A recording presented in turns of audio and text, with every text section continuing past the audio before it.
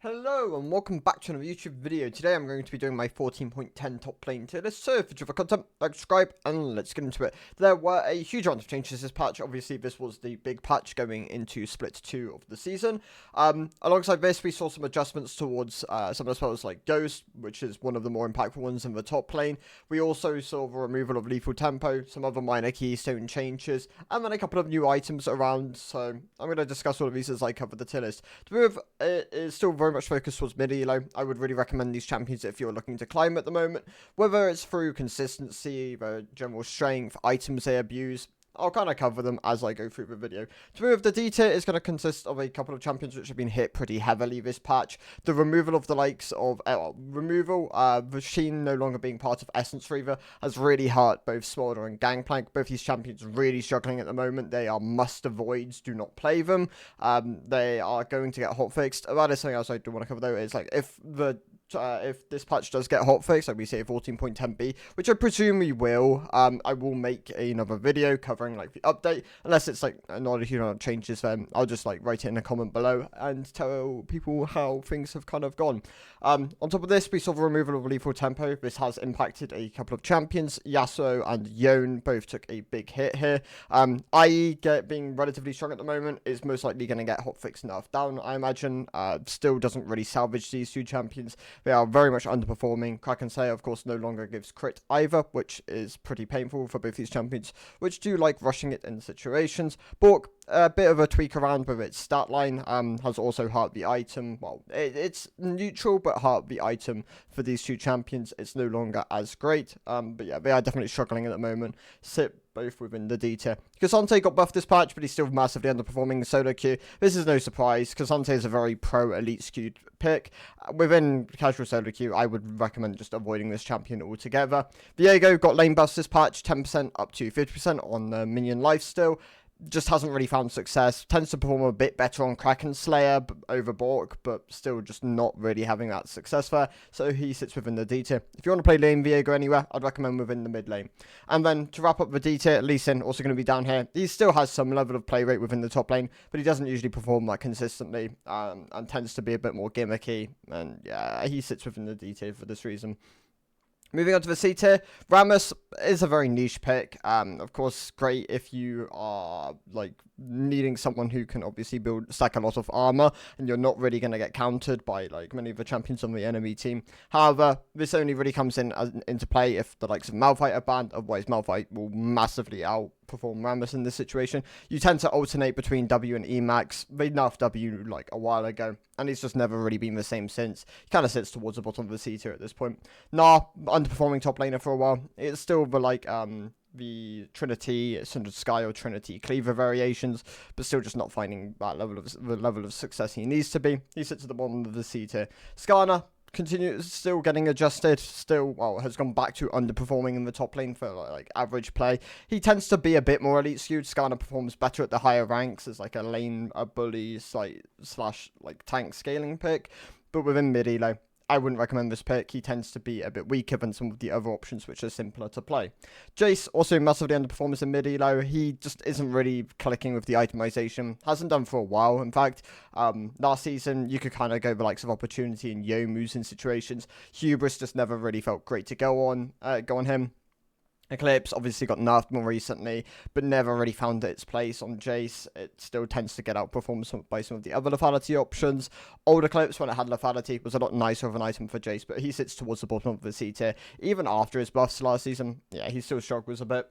Akali, also going to sit within the C tier. Mostly really played as like an option from when you're autofilled mid to top and you're like proficient of a champion. I wouldn't really recommend just playing like learning Akali unless you have like a really good reason to, or you like really enjoy the champion. She tends to underperform compared to a lot of the other options, and you can struggle getting through frontline, and it can mess up the team composition in terms of like damage and frontline, like needing frontline. So she sits within the middle of the C tier. Olaf massively underperforming now that Ghost has been nerfed pretty heavily. He was performing quite well, towards the for the most part over last split. towards the end of last split, he did receive a couple of nerfs to like kind of bring down his top lane powers. He was very strong into a lot of the tankier options. They've overdone it now. Of course, Ghost being nerfed has really hurt this champion. He's still fine into some of the tanks, like really reliant on CC. Of course, if you can maintain uptime on your ultimate, there's lots of value there, but he's just not finding the same level of success he once was. He sits within the C tier. Singe not performing very well either. Ghost also being nerfed hit this champion pretty heavily. He's still best on the Andries, even though the new item does have some merit with the burn playstyle. It tends to be a bit more jungle skewed at the moment, and I wouldn't be surprised if they do nerf it for the jungle. But yeah, Singe kind of sits within the C tier. Vladimir, also a loser of Ghost being nerfed, sits within the C tier now. Do not go Riftmaker Rush on this champion. It's massively outperformed by the likes of Cosmic and Leandri and even Rabadon Rush, but Vladimir top, not very popular. I wouldn't really recommend learning it at the moment. Udyr, another champion who was also impacted by Ghost being nerfed. You'll see a lot of these like lower down as they were kind of like balanced around the state of Ghost last split. Now that it's been nerfed, if anything, Ghost has been over nerfed. I presume they will bring it back up. Udyr is also struggling. He's not very popular in the top lane. His popularity from like the beginning of this last split to this split has definitely dwindled. And yeah, he sits towards the high end of the C tier. He really spikes on the Andries, but then doesn't have great itemization past that. You tend to itemize him as like a tanky option, but it tends to fall a bit flat, and he just isn't as sustainable as some of the other options. Moving on to the B tier, we have Ryze. Ryze, still relatively similar to last split. I think Ryze is a great top laner. If you want to put time into playing an AP champion, which doesn't see a huge amount of play and tends to be a bit more niche, Ryze can fit the bill quite nicely.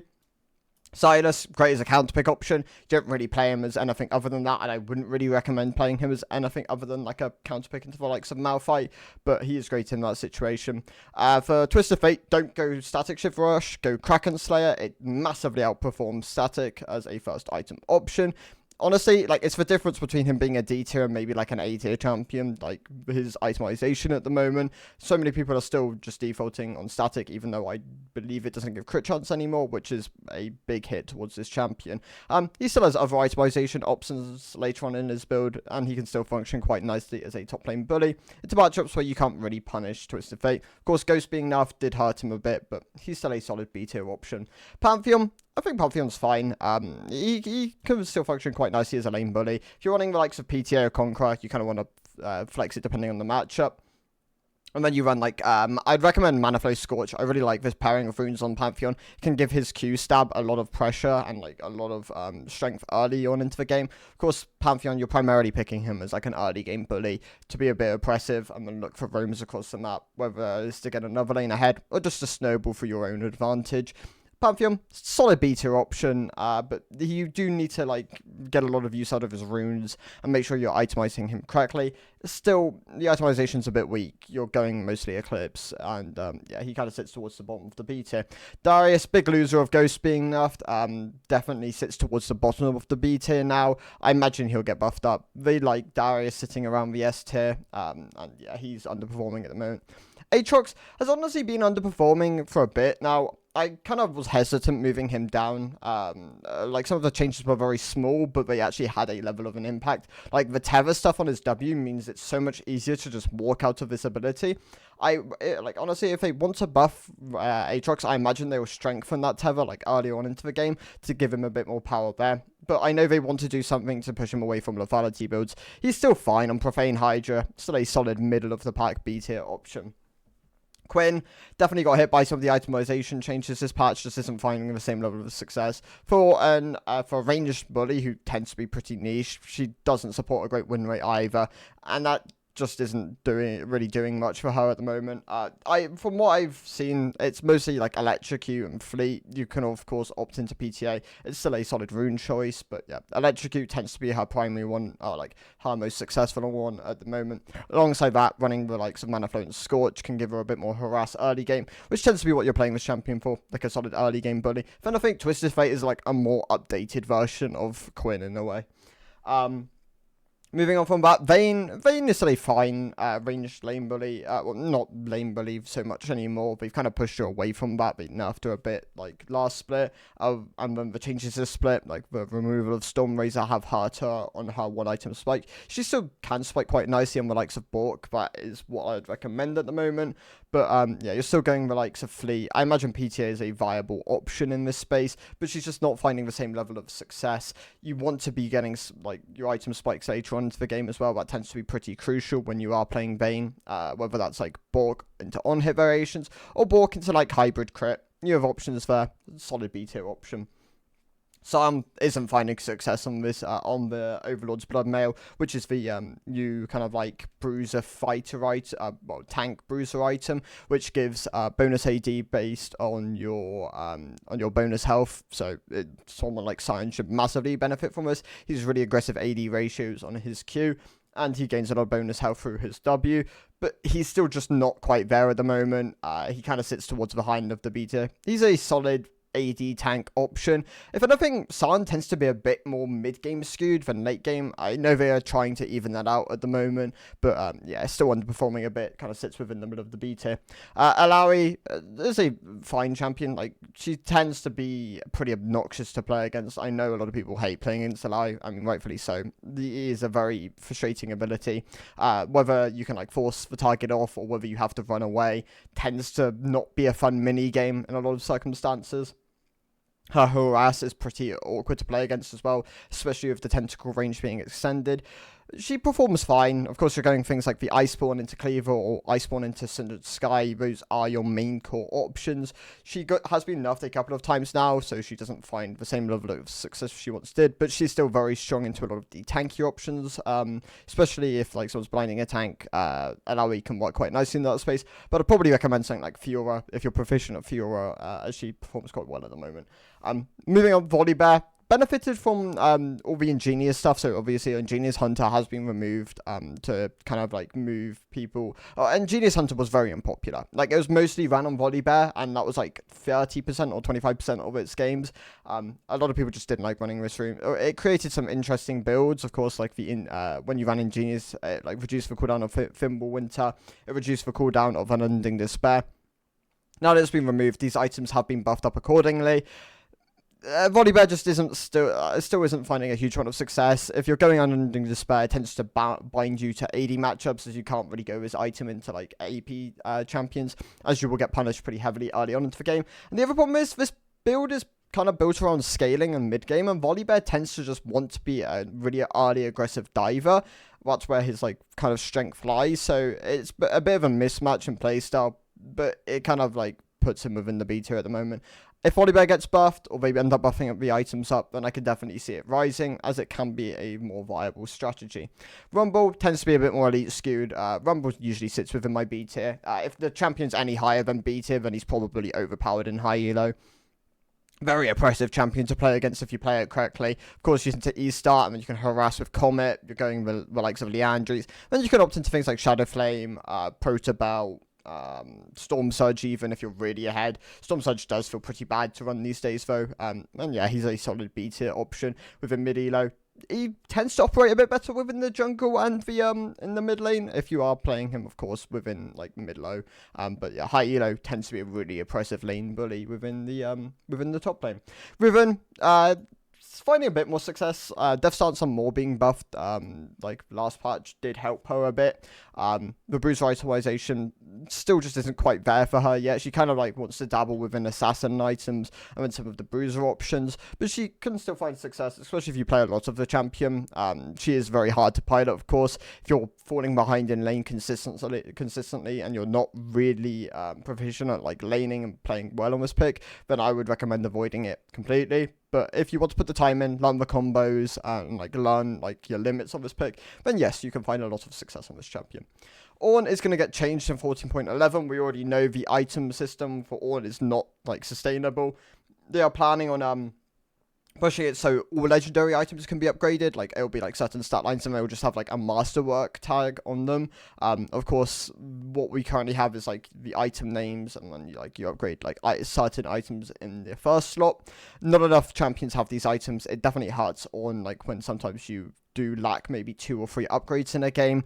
But yeah, the changes next patch will definitely help him. He sits within the beta at the moment. The adjustments of having haste within some fights were relatively neutral on him. You tend to like going a level of defensive option, whether it's Barmies or like a Chain Vest or a Negatron, and then going the likes of Heartsteel, as that tends to be your best upgraded option.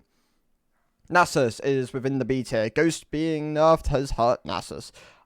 The champion relies on being able to like run at you and stat check you. That is kind of most of the premise of the pick. Trinity is still a fine option on him. You're not really going anywhere else with that. But you do have other options as like your second item. Frozen Heart tends to be a bit more of a default for one. But you do have the likes of Dead Man's. You do have Cinder's Sky, which can be solid items for him. Of course, mid to late tends to be where he spikes the hardest. He falls off a bit later on when people tend to have a bit more range and can kind of like resist the Nasus, so you do have to be careful of that. And of course, Ghost's uptime being shorter does hurt him within that space. He's a solid B tier, like low A, high B tier option within mid low elo. Doesn't really scale as great into the higher elos now. Cho'Gath, very telegraphed tank pick. He's fine at this point. Like, his buffs not too long ago have definitely put him in a solid spot. He works quite nicely on Heartsteel. Once again, you do want to be building defensive before you pick up Heartsteel, so you're not so vulnerable to like anti-health stackers. But yeah, the pick does have its problems, and that's why I really can't put it much higher than B tier, unless it is overpowered, in which case then it will usually just stat check you, and then his ult will become a really valuable tool. But he's a solid frontline option. He's durable enough once you have the items down. Moving on to the A tier, so Renekton leads us off here. He's a solid option. Like, he is the bog standard bruiser top laner. That tends to be what most people see him as. The itemization is still fine. Of course, you've got like your Cindered Sky, your Eclipses, your Sterexes, your Shochans. Gives you a bit more frontline power with the Sterex, especially if you go down like a health stacking route. The item, the new one, the bonus AD, bonus health to bonus AD conversion item is also a very solid option later on into your build. Urgot is another really solid abuser of that, but I'll talk about it later. I can't remember the name of the item anymore, and I literally just talked about it. But yeah, Renekton, very solid standard option. Point and click CC, very valuable. You do want to pilot the pick well, and you can be a bit more vulnerable early game than like what you can expect. Of course, the pick is still very powerful early mid game, and can convert quite nicely into the mid game. Does tend to be a bit weaker later on when a lot of things can kind of like resist your strength and your overwhelm. But yeah, solid A tier option. Wukong also still a solid A tier pick. Of course, Eclipse and I mean, it tends to be Trinity when you're playing top lane Wukong. That is what I mostly see. Eclipse into Trinity Wukong, and then the likes of Cindered Sky, Sterk. He's a bit weaker, of course, with all the nerfs towards these items, but he's still a solid A tier option. You can function quite nicely, especially if you're against AD matchups, where you can make good use of your passive. Kennen, the animation changes to Kennen actually did a huge amount. It moved him from the C tier up to the A tier. He's actually in a really solid spot now. Feels a lot nicer to play this pick. Of course, the power is ultimate, is still a very valuable tool, and just being able to be a bit more mobile just gives this pick a lot more strength. He's still like an AP ranged lane bully. You need to be landing your Qs. If you can't consistently do that, then it can fall a bit flat. But there's definitely a lot more strength for this pick. He's a solid A tier option. Trundle, also going to be in the A tier. Definitely weaker off Ghost being nerfed. Sometimes people do just end up moving off of Ghost and like moving back to like Flash TP. That is what is happening with a lot of these top laners. Of course, Trundle's strength is the fact that he is a great mid-game split pusher. It is really hard to shut this champion down unless you are ahead, when it can be a bit more easy. But yeah, if he's like very like even with the game state, he can be very oppressive on the side lanes. That is where his strength comes in the mid game. Once you have the likes of Ravenous, Trinity, Hullbreaker, yeah, the champion will be quite strong there. Does fall off later into the game. You do want to close out but a solid A tier pick. Gragas, a great neutralizer, like AP neutralizer. It's very hard to move a Gragas out of lane, especially if he's running the likes of Phase Rush or Grasp. Arcane Comet can be a bit more offensive, but like a solid offensive option, but yeah, he's very safe on like the other two choices. Does a decent amount of damage. Like, you're not sacrificing a huge amount by being a bit more durable within lane. You tend to go your Roa and your Seraphs, and then you can go the likes of Cosmic Drive and then AP options or more durable options. Yeah, Gragas a solid pick. Tends to be a bit more elite skewed, which is why I don't really put him much higher than A tier. But yeah, it's still a solid pick within mid elo. Jax, don't go the likes of Conks, please go Fleet or Grasp. It works a lot better on this champion, and he can find a lot more success in that space. Of course, Trinity tends to still be the way you want to go. He's a solid mid-late game fighter. He's not too weak early game, like you can skirmish against a lot of champions, especially if you're making good use of your E and using that power. You tend to want to use him as a counter pick primarily. I wouldn't really recommend blinding Jax, but yeah, he's a solid A tier option. Gwen, great anti-tank option, can really struggle into some of the more aggressive AD bruiser picks, especially if you're not able to get ahead and you get punished within lane in certain situations. But she's fine on the likes of Nashers and Riftmaker as a great scaling mid to late game pick, can really take over games. Yeah, once again, I'd recommend using her as a counter pick. I can't really put her much higher because of that, but she is, yeah, great in that space.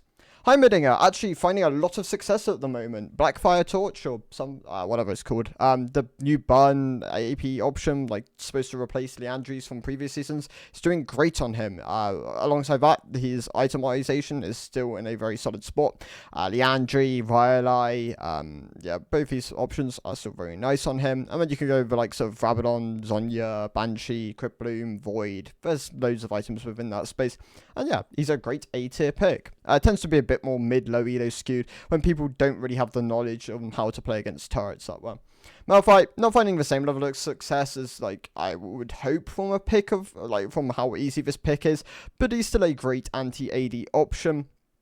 You can't really blind this pick, you'll get punished very hard for it, but if you find the matchups which are right for you and you use him as like a day right counter pick option, Malphite is great. Like, he's a really solid pick, he's easy to play, the itemization is still very solid for him, the likes of Sunfire, Iceborne Gauntlet, Frozen Heart, Randuin's.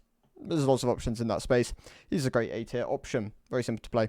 Teemo, also relatively simple to play. Great scaling. The power, of course, is the fact that like Malignance and Leandri are really nice on this champion. Once he's scaled throughout the game, of course, you can go for like some Blackfire Torch. I don't know if it's finding the same level of success as some of his like previous options, but he can work quite nicely as like an AP lane bully into like a late game scaling Shroom controller. And yeah, relatively easy to play. Tends to be relatively good in mid elo. So yeah, solid A tier option. Garen is okay, so from early data and like how strong PD is and like what like the suggested strength of this item is, it looks like Garen is very strong on Stridebreaker, PD, Stridebreaker, PD, Deadman. This 3-item core is finding a huge amount of success on this pick. However, there are like iterations which are going which just aren't finding the same level of power. So I really recommend giving it a try. If like if this ends up being like the core way people play him, like people move over to this build, I could definitely see him rising up to the S and S plus tier. But as it's kind of like a competition between a lot of other options at the moment, I'm going to leave him in the A tier at the moment. But Garen, definitely a really solid pick to play. Relatively easy to pilot. Tends to be really solid within mid elo. That is probably where you can find this champion at its strongest. And yeah, great pick there. Solid A tier option. Tryndamere didn't get hit anywhere near as hard as some of the other crit and lethal tempo users. He can work quite nicely on Grasp, in fact. Like, that seems to be finding a bit of success on this pick. And then the itemization seems to be some sort of like Ravenous, IE, PD, or like PD, IE, and then like some Navoi Quickblade stuff in there. It needs a bit of refining, but Tryndamere seems to be the most successful of the picks. Of course, you can go the likes of Fleet, but also seems to find a decent amount of success. And Tryndamere, solid A tier option. Mundo, definitely one of the bigger losers of some of the health being traded for haste on the Sunfires and Hollow Radiance item. But on top of this, and then the new AD, the new health to AD conversion item has found a bit of success on this pick. You don't really want to build it any earlier than 3rd and 4th item. That tends to be where it's at its strongest. I'm going to quickly look up this item. It's driving me mad, but I can't remember off the top of my head. Overlord's Bloodmail, of course. Yeah, Overlord's Bloodmail, great 3rd, 4th item on this pick. Don't really want to be building it earlier. You don't get as much value out of it until you have a bunch of health stacked up on Heartsteel and like you have something like Sunfire's completed. But he's still a solid A tier option. He's pretty close to the S tier. He kind of sits towards the top. Fiora, Aurelia, both these champions are big winners of some of the Bork being fairly neutral, if anything positive, has definitely helped Aurelia. She's still the likes of Bork, Syndra, Sky. You're running your Conqueror. You can go Wit. You can go Sterix. And yeah, she still finds a lot of success. Death Stance GA, great like 4th, 5th slot items. Fiora also finding a lot of success into a lot of tank picks. Using her as a counter pick tends to be where she's her strongest.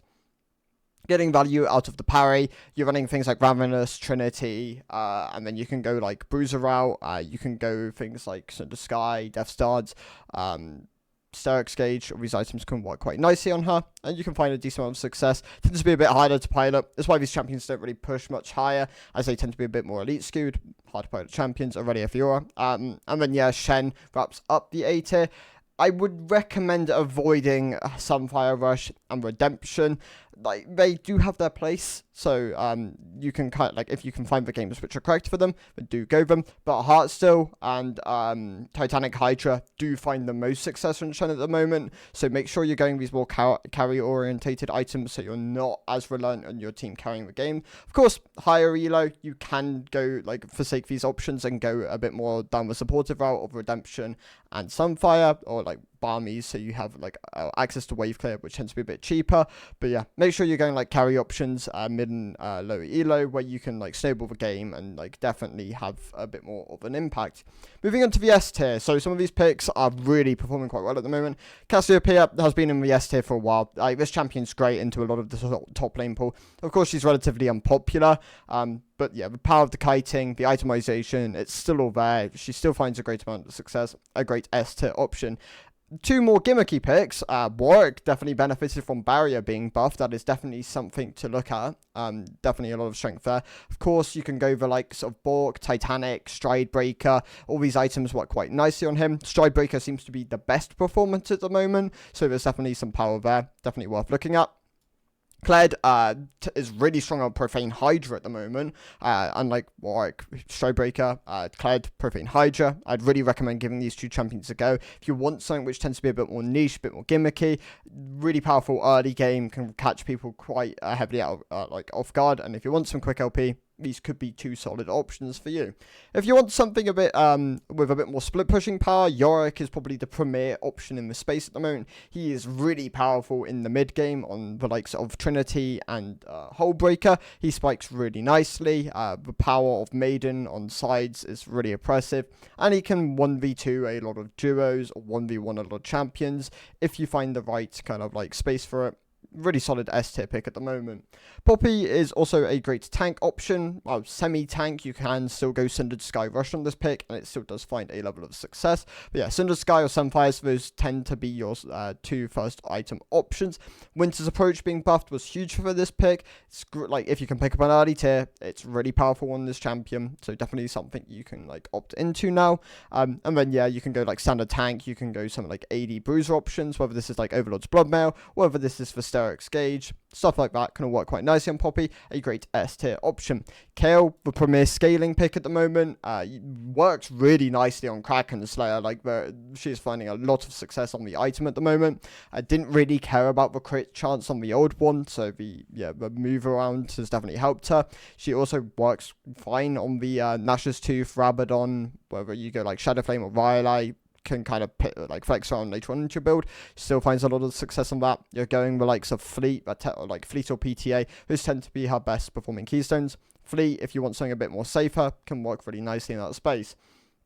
Camille is the best mid-high elo like transition champion at the moment. She works really nicely in both. It's a bit harder to blind this champion, which is why she's not quite S+ tier, but she's definitely the best in the space at the moment. Has a great amount of impact on side lanes. Once you have your itemization finished, whether through the likes of Trinity, Ravenous, it's really impressive to play against this champion. She can 1v2 in most scenarios. 1v1 in almost every scenario unless you are really far behind. And yeah, great pick at the moment, a great S tier champion. Do want to avoid team fighting though. She does struggle a bit more on that unless you're a bit more coordinated and you can get the picks down.